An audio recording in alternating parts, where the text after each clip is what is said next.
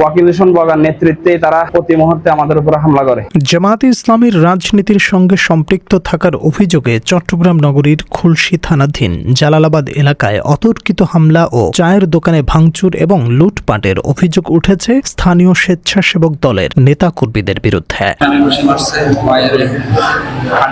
ভুক্তভোগী তাসলিম জানান, দুলাভাইয়ের চায়ের দোকানে আসলে খুলশী থানার স্বেচ্ছাসেবক দল নেতা ওয়াকিল হোসেন বাগার অনুসারী হিসেবে পরিচিত সাবেক ছাত্রলীগ কর্মী জুনায়েদ, সাজ্জাদ, রবি, শুভ, কাজল, ফয়সাল, অনেক সহ আরও অনেকে অতর্কিতভাবে তার উপরে হামলা চালায়।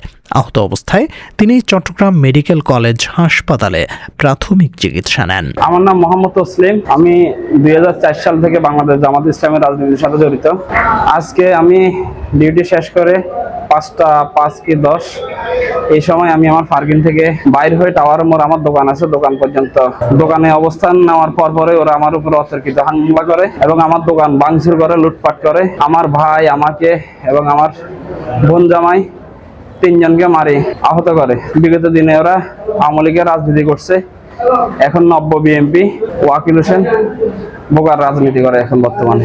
হামলা করছে জুনাইদ, সাজ্জাদ, শুভ, কাজল, ফয়সাল, অনেক আরো 25-30 জন। 5 আগস্টের পরে তারা এলাকায় ছিল না, বিভিন্ন এলাকায় পলাতক ছিল। এখন বিএনপি ছত্রছায়ায় আসি তারা জামাত নির্মূল করার চেষ্টা করছে। হ্যাঁ, সবাই বগার গ্রুপ। ওয়াকিল হোসেন বগার নেতৃত্বে তারা প্রতি মুহূর্তে আমাদের উপর হামলা করে। হামলাকারীরা দোকানে ঢুকে ভাঙচুর চালায় এবং নগদ টাকা পয়সা লুট করে নিয়ে যায় বলে অভিযোগ করেন ভুক্তভোগীর দুলাভাইয়ের। অনেকদিন যাবত আমি এখানে দোকানদারি করি। আমি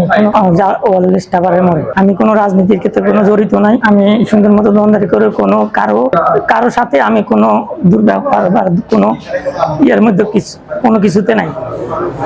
এই আমার সারা লাগে, আমার দোকানে আসছে বিদায় এরা আইসা আমার দোকানপাট ভাঙচুর করছে এবং মাল সামান অনেক ক্ষতি করছে। আমার ক্যাশে কিছু টাকা সিগারেটও নিয়ে গেছে, আমাকে মাইরা আমার হাত ভাঙিয়ে ফেলাইছে। এই ঘটনায় তাসলিম বাদী হয়ে খুলশী থানায় 6 জনের বিরুদ্ধে অভিযোগ দায়ের করেছেন।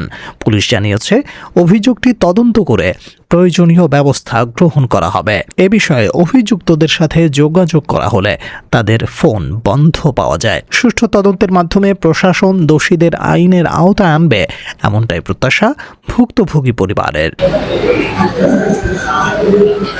Desk report 24 Chittagong.